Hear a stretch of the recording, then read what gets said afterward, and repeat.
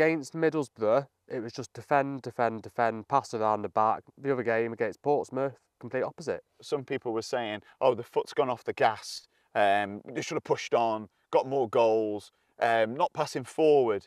I don't care. It was 6-1 up, man. They could have taken a foot off the gas, grabbed a beer, and pitched up a beach umbrella for all I care. First time a Stoke player has scored 4 goals in a game since Peter Thorne, who we were chatting to the other week.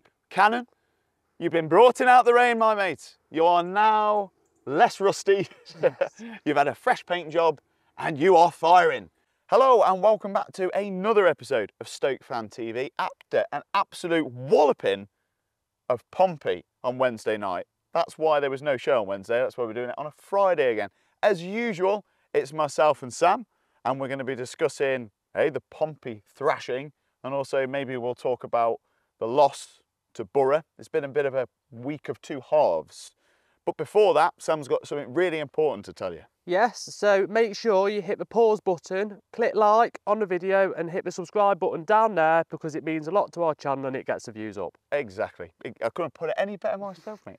So, anyway, 6-1. Whoa! Yeah. What an absolute trouncing of Pompey. Was you expecting that?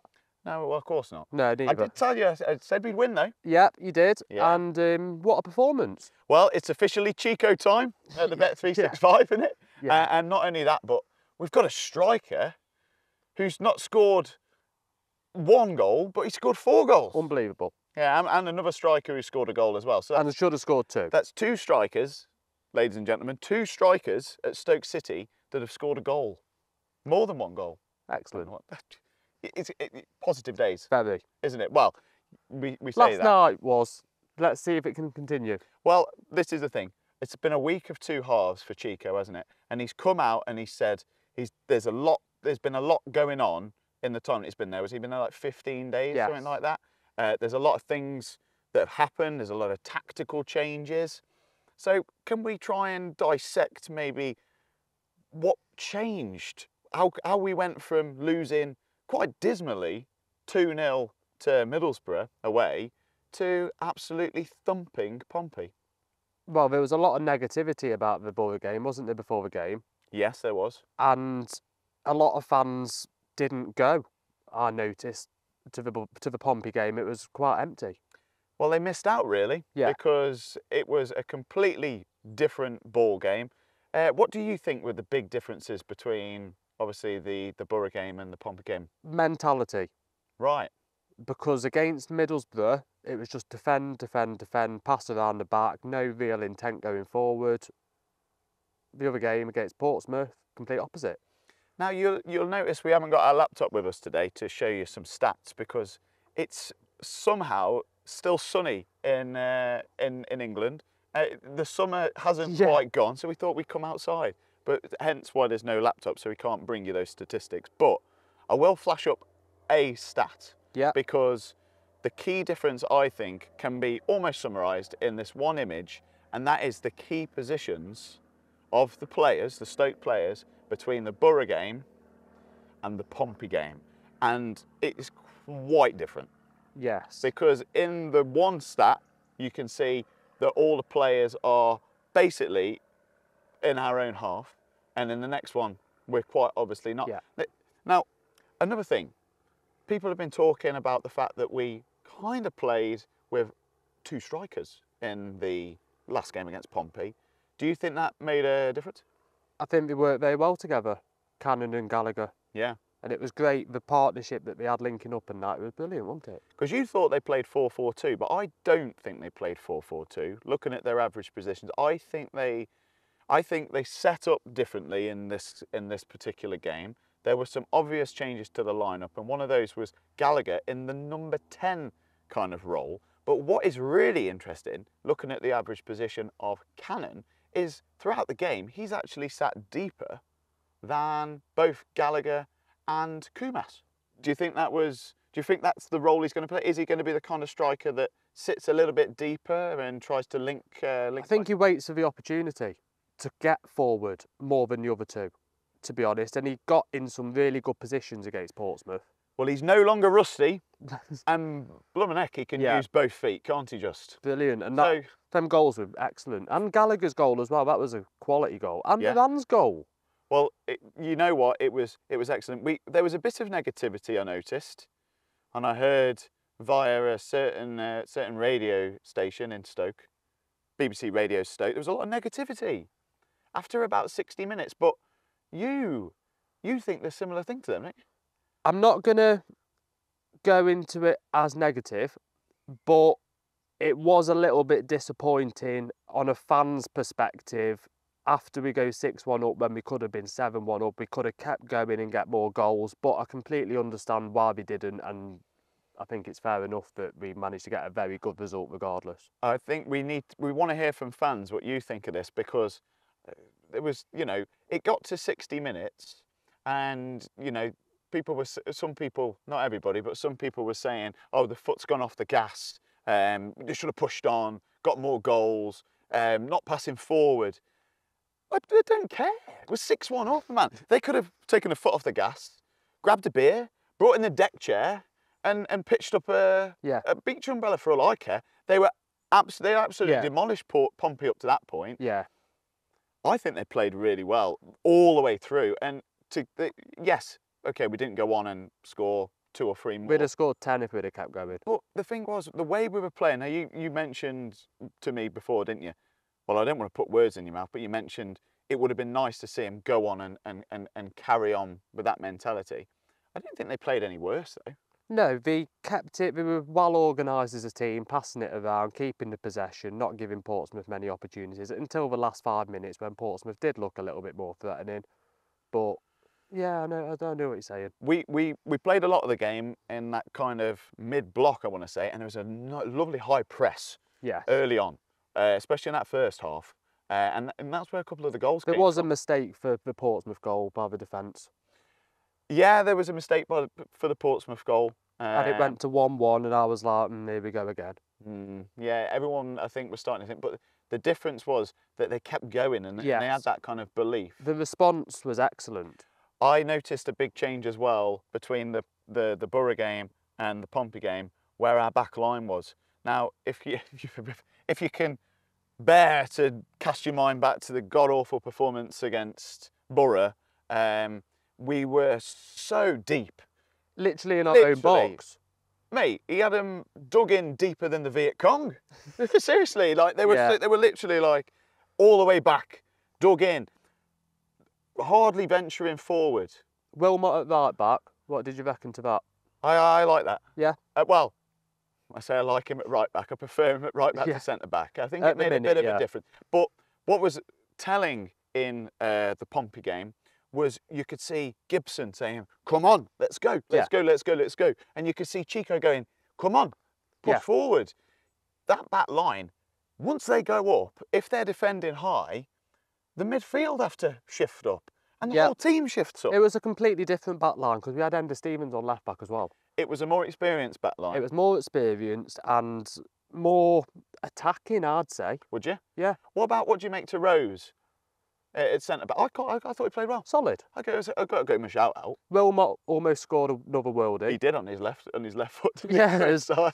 I thought that was going in. That was a great shot. Do you know what? I actually liked. Okay, before everyone's screaming at me on the thing, I don't think he's necessarily the paciest right back, and that could be his undoing. Yeah. But I didn't think he played too badly. Bad. And it kind of gives Shamadou something to think about. Yeah. Because obviously there's no Hoover come back, so there's not as much competition. He did come on, Shamadou did towards the end. He did, and Bocat. Yeah. Yeah. What did you think? Yeah, great. Do you know what? One of the things that was also mentioned was the fact that I think the subs came on again. It slowed the game down. Well, they were saying, oh, the subs aren't necessarily the subs. I don't think the subs did anything particularly wrong. I don't think. Yeah, okay, they didn't come on and light up the game, but the game was won. Vidigal could have had a few goals. Vidigal perhaps should have. Yeah. He's looking a little bit rusty, but then he hasn't been in the team. He's back from the dead. Yeah. You know, when he was with Schumacher, he was gone, wasn't he? He was nowhere to be seen. Hopefully, he can start getting form again. That'd be nice. No Manu. No Millian. Does Millian come straight back in for Kumas? No. No. Would you keep the same team exactly? I would keep the exact same team that we played against Portsmouth For Swansea. for the next game. Yeah.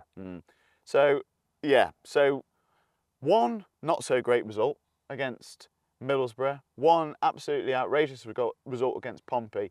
Do you think there was a difference in class between Pompey and Borough? Do we have to take that into account? 100%. I think Right. Portsmouth fans were the best performance out of their team that come up from Portsmouth. Yeah, fair play, man. They were proper singing all the way through. Yeah, probably they the had to, best didn't they, away on that fans we've had up there Yeah, for a very long time. for a while.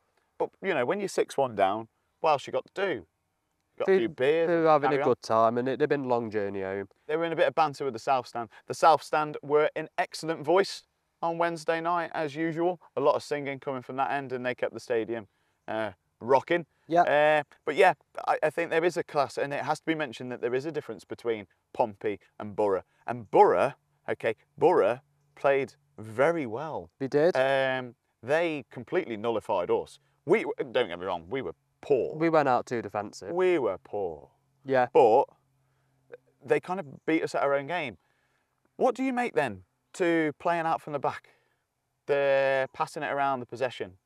I'm not really a fan of it, but last night it was getting forward very quick from the defence. And I don't think Portsmouth really gave us much to really worry about. They weren't pressing on the defenders as they were trying to get it out. I don't think Portsmouth had done much research, to be fair, because if they'd have looked into us passing it around the back more, maybe there'd have been higher press on the defenders. Well, we have to mention some individual performances, I think, from Stoke's point of view, and I think this was pivotal in getting that ball forward. I've already mentioned Gibson. I thought he played really well. He was very good at organising the defence. But I think Berger had his best game of the season for Stoke. And Juno. Yeah, okay, you can. I don't think he had his best game this season. Maybe. Gallagher, obviously, mad difference. Played extremely well in that kind of number 10 role, switching with Cannon, and we've already mentioned Cannon. Cannon, you've been brought in out the rain, my mate. You are now less rusty. You've had a fresh paint job, and you are firing. You've scored 4 in 4 now, something like that. First time a Stoke player has scored 4 goals in a game since Peter Thorne, who we were chatting to the other week. Yeah, Pete, are you watching? Oh, Pete, do you watch the show? Comment on it if you do. We did get Pete on the show, Peter Thorne. Yeah, first one since then. Can he continue that? He arguably, he might have even had a couple more goals. Yeah, and Gallagher should have had 2 because the first one got ruled off and it was not offside. No, it wasn't offside at all. So Cannon could have had a couple more goals. I think, at the end, yes, we were deeper in the second half than we were the first half. We did not park the bus. We did not go right to the back because we were moving it forward and we got in a few good chances in that second half. Yeah. And as Sam's mentioned, Vidigal perhaps should have scored. Vidigal perhaps should have teed off Cannon. Yeah. I think there was a couple more opportunities when the ball was coming in the box, maybe even from the left, and Beijing was in there. Well, that left-hand side, all of them goals besides the penalty come from that left-hand side. So do you think a shout-out needs to go to Stevens? Stevens, Berger and Juno were instrumental in about 3 of them goals. Yeah, absolutely. To be honest, and fair play to them. Yes, absolutely. It was an all-round solid performance. We won't try and dwell too much on the Borough game. It was shocking. I think we just need to... Yeah, it was shocking and we need to forget about that now and hope that the next game continues with the momentum of the Portsmouth game, because if it does, then the atmosphere is going to completely change. There'll be less whinging, moaning, less negativity. Yeah. Exactly. We need to try and stay positive. Much tougher test against Swansea, isn't it? It'll be a good game, I think. Yeah. Does he keep... Well, you've already said he plays the same team. If Million's fit, that might be the only change I'd go for. I'd probably be tempted to bring him in place of Kumas. I'm not saying that Kumas had a bad game. I'd have Kumas on and potentially bring Million on if he's coming back from an injury. You don't want to maybe start him from the start. You maybe want to test him out with maybe half an hour at the end. I want to just pull up another graphic, and again, going back to that average player positions, what I find really interesting about that is those forward players all kind of squished in together for a lot of it. We were quite narrow. Yes. There was a lot of pressure on our fullbacks to defend, but we did it. Yeah. Apart from the one goal, which did come from a wide position. Yeah. Outnumbered in the box. From Wilmot's side. Yeah, and that. But it'd be nice to see Million in amongst that mix, is what I'm getting at. because if you've got Million in there, the thing is on his left foot, because Kumas is predominantly right-footed, isn't he? Yes. And he's playing on the right-hand side. Million, left foot, cutting in, boom. But when you've got two strikers playing, you don't need your wingers shooting. Yeah, okay. But I still think that I don't really think that they necessarily played like that, like a 4-2. No, but I think they interchanged, you know, like that kind of number 9, number 10, excellent combo. If you cast your mind back, I don't know, of what's been some good recent ones that everyone can remember that I can think of, like Dele Alli and Harry Kane was one for Tottenham, like it's going back a few seasons, yeah. but they played well as a number 10 and a striker. And I think if Gallagher and Cannon can form a similar kind of relationship like that, where they're kind swapping of and changing, because also what's quite interesting is you've got a striker feeding a striker. Yes. Excellent assist for Gallagher. If you're a striker and you're thinking, where would I want that ball put in? There you go. Puts it on a plate for him. Puts it on a plate for him. So yeah, I think it's going to be an interesting mix. I still wouldn't have Million in. Before Million got injured, we were criticising him a bit for being greedy. We were criticising him a bit for being greedy in the Hull game. Yes. We saw a lot less of him in the Borough game, but then we saw a whole lot less of pretty much everything. If Million was playing last night, he'd have scored a couple though, put it that way, I reckon. I just think the Borough game... Yeah, forget it. Forget it. You know, it's stark contrast. Yeah. Just the heat map for Cannon, which I'll flash up on the screen. What a difference. Mad difference. So, yeah, Swansea this weekend, tomorrow, going to be a tough test. It's going to be a tough test, but if we can go into it like we've just come off a 6-1, which we have, yeah, then... we need intensity. Yep. We need to keep the ball moving quickly. I don't mind us having a lot of possession, but we can't just pass it all around at the edge of our box all day long. Get the ball moving up the pitch quickly. Yeah. Through the channels, into the space, into the half spaces.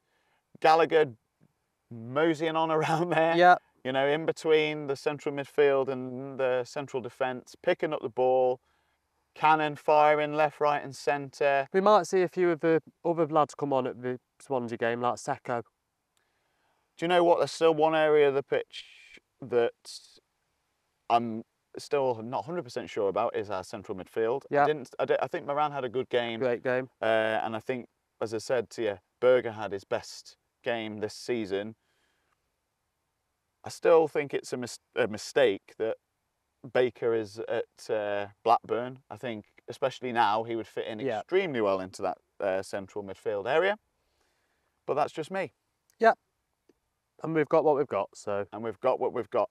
Secco, will he come in? Sidibe, will he come in? Yep.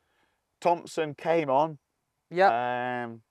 We have got players in that area, but can they step up? Can they step up when they're called upon by the manager? It was the look of the Irish as well, wasn't it? The look of the Irish. I think we had an Irish person be involved in 6 or 7 of the goals. Oh yeah, that's a good point actually. Yeah. Never thought of that. That's the look of the Irish for you. That's what it is. Right, that's the end of another Stoke Fan TV episode. Ladies and gentlemen, Sam, have you got anything else to add before we wrap it up? What about predictions? What, the Swansea game? Yeah. 3-1. I was going to say 3-1. To Stoke. Should we say 3-1 to Stoke? That's from both of us. I reckon Cannon will get 2 more. Hey, you never know. I just hope we come out and even if we play in between what we did at Borough and Pompey and somewhere in the middle, that's okay, because that's fine.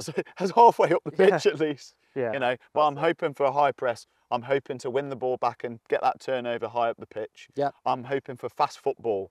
I'm hoping for shots from distance if necessary, especially Gallagher. And I'm hoping for another Stoke win against Swansea before the international break. And it was a good free kick by Tom Cannon as well, so we know we've got someone that can take free kicks in Baker's place. Yeah, it seems that way, doesn't it? Yes. Absolutely. Right, ladies and gentlemen, thank you very much for watching. If you haven't already, remember what Sam said?